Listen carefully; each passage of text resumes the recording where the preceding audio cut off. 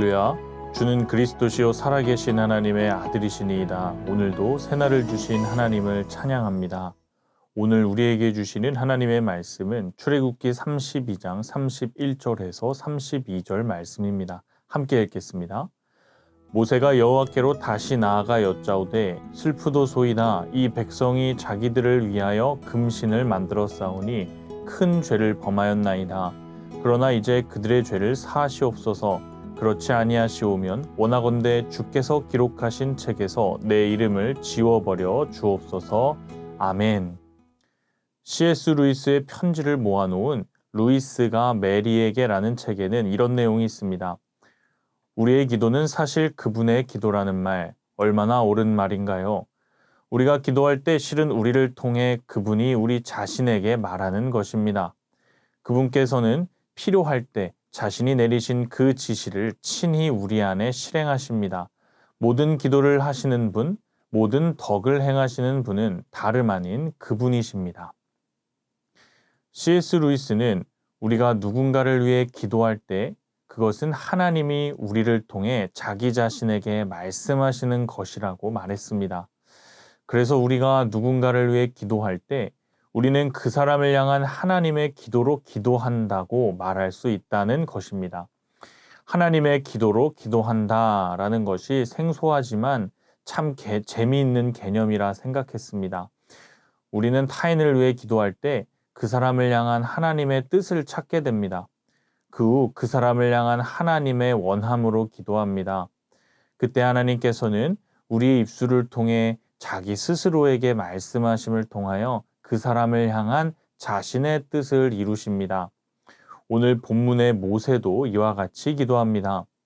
이스라엘 백성들은 금송아지를 만드는 큰 죄를 저질렀습니다.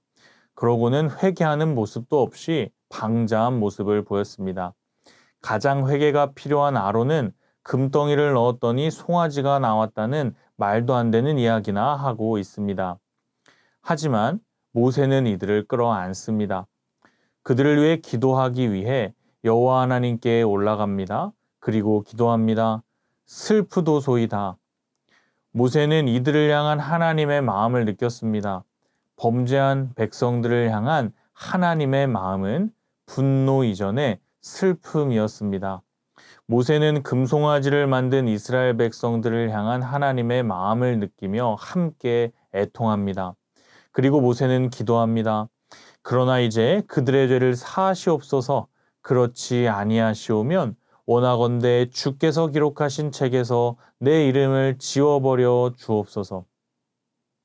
비록 이스라엘 백성들이 범죄를 저질렀지만 하나님께서는 그들을 포기하실 생각이 없으셨습니다.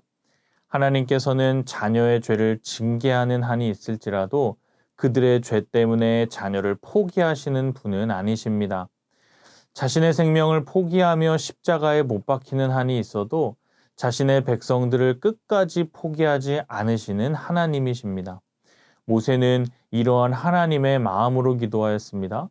생명책을 거론하며 자신의 생명을 건 기도를 드립니다. 하나님께서는 모세의 기도를 들으시고 백성들의 죄를 사하여 주실 뿐 아니라 자신의 사자를 보내 앞서 행하시겠다고 약속하십니다. 오늘 우리도 누군가의 죄를 끌어안는 생명을 건 기도가 필요합니다. 시대를 품고 변화시키려는 기도가 필요합니다. 하지만 우리의 작은 마음과 좁은 식견으로 어떻게 그런 기도를 할 수 있을까요? 하나님의 마음을 구하면 됩니다. 우리가 누군가를 향한 하나님의 마음과 뜻을 구할 때 하나님의 원함이 우리 속에 들어오게 될 것입니다. 그리고 우리는 하나님의 기도를 우리의 입술을 통해 그분께 올려드리게 될 것입니다.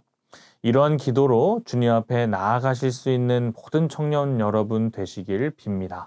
기도하겠습니다.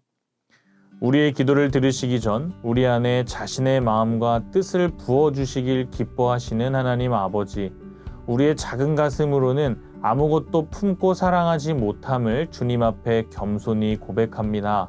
그러므로 우리가 주님의 기도로 기도하길 원합니다. 우리의 몸과 마음과 생각과 입술을 내어드리니 주님이 듣고 이루시기를 원하시는 기도가 우리의 입술을 통해 흘러나오게 하옵소서. 오늘 하루가 우리 청년들이 이 시대와 죄인들을 품는 기도를 올려드리는 하루 되게 하옵소서. 예수님의 이름으로 기도합니다. 아멘.